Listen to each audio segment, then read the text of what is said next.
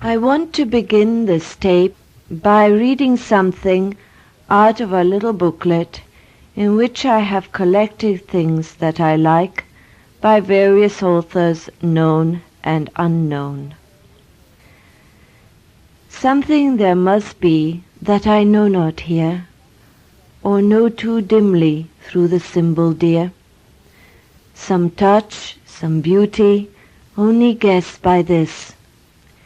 If he that made us loves, it shall replace, beloved, even the vision of thy face and the deep communion of thy innermost kiss.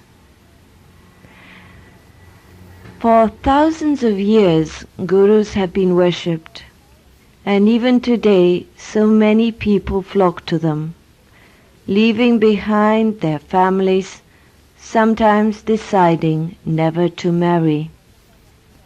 In fact, they have decided to leave relationships behind, but forge relationships with somebody who represents something more important in their eyes.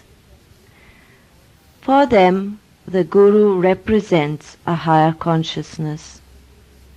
We can go through the whole of our life, in fact life after life, meeting people, loving them in some way or other, living with them, and yet knowing deep inside that none of these people understand, because their depth of understanding is limited by their relationship with their own selves and with the Creator who created them. Many is the time when a child cries out towards the parent, "You don't understand me at all." Many is the time when we have a beloved in our arms, and we know for sure that we know nothing about one another.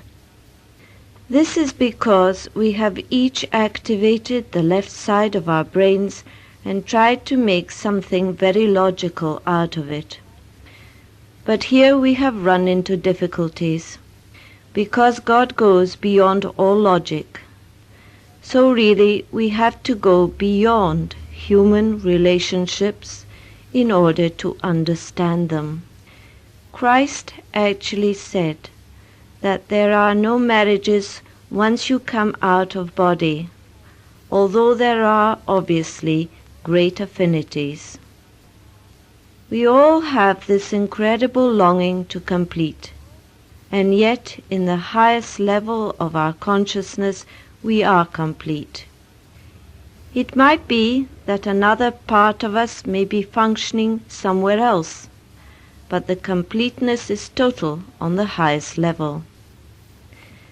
There is a dimension within us which is very holy, and in which communication is just through being, because at that level everybody understands everything that is around them. There is no shape, no form, no separation, and no limit. So in actual fact, the highest gurus that ever lived live inside us, because they have become so much a part of God that they are alive within us, but only if we are conscious of them. So the reflection of an outer need for the Guru is there, because we experience a lack in ourselves. The minute we try to aspire, and after all it is good to have high beings who show us what aspiration really means, we become aware of our needs, and we really have to sort out our own selves. Finally, it is our relationship with God that we have to sort out. We should not do it out of fear. In fact, we all know if we have somebody we love in our lives, that they can die or be killed tomorrow. We cannot grow out of fear. But we find if we are totally orientated to the highest, then nobody actually leaves us, because if they leave the earth body, they are still available on other levels.